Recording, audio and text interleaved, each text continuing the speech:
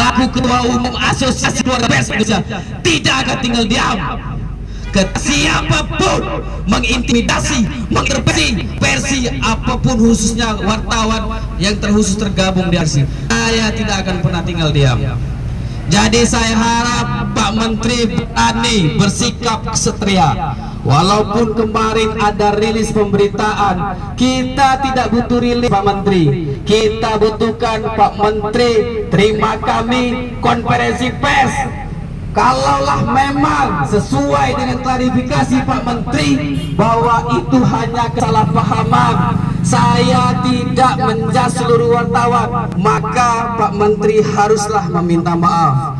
Saya pernah mendengar kata-kata dari senior saya, berpikirlah sebelum berbicara, jangan berbicara dulu baru berpikir. Artinya hari ini kedatangan kami untuk memberikan aspirasi kami hanya meminta kepada Pak Menteri permintaan terbuka konferensi pers hari ini dengan kami.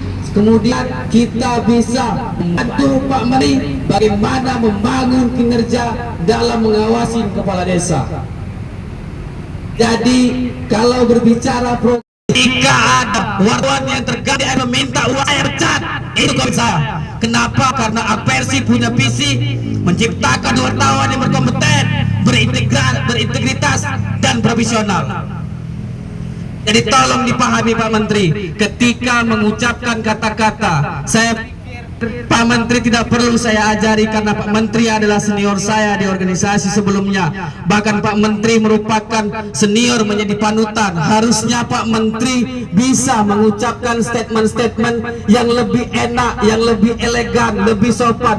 Kami saja menulis berita, ada kode etik jurnalistiknya Pak Menteri. Saya pastikan 3.000 wartawan di 31 provinsi yang terbentuk hari ini tidak ada yang bisa melanggar kode etik jurnalistik. Kenapa? Karena hampir setiap minggu kita melakukan diklat. Boleh Pak Menteri cross check dimanapun Apersi berada, tanya sama mereka. Tidak ada yang namanya wartawan abal-abal Pak Menteri. Tidak ada wartawan itu.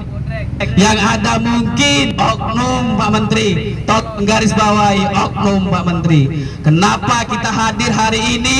Apersi ke sini karena kami ingin memberitahukan kepada semua pemerintah, lembaga, instansi terkait, jangan pernah kalian intervensi wartawan ataupun jurnalis. Ingat itu ya Pak Kepolisian, saya peringatkan, jangan ada intimidasi kepada jurnalis ataupun wartawan, terkhusus yang tergabung di Apersi. Karena kita bekerja dilindungi oleh Undang-Undang Pers nomor 40 tahun 1999. Barang siapa menghalangi kinerja jurnalis akan diberikan hukum pidana 2 tahun atau denda 500 juta. Makanya kita hadir, kita tidak pernah akan tinggal diam ketika lembaga, instansi, pemerintahan menghina, melecehkan, merendahkan, mengintimidasi wartawan atau jurnalis. Apersi tidak akan pernah tinggal diam. Hari ini saya masukkan kemarin surat di Kapolda Metro Jaya, jumlah aksi massa itu 100 orang. Karena mungkin kita tidak tahu apa rencana yang Maha Kuasa.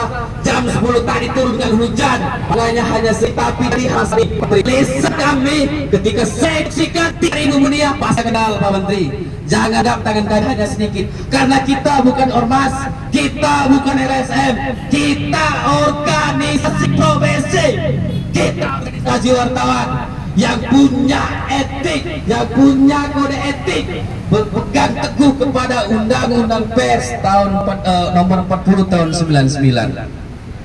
Jadi Pak Menteri jangan tersinggung dan jangan marah dengan kehadiran kami di sini.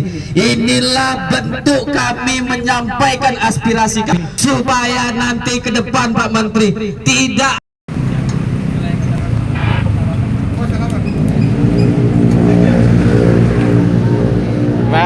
foto ya Pak. Dari Maluku. Iya, Pak Sekjen. Pak Sekjen, Pak Sekjen.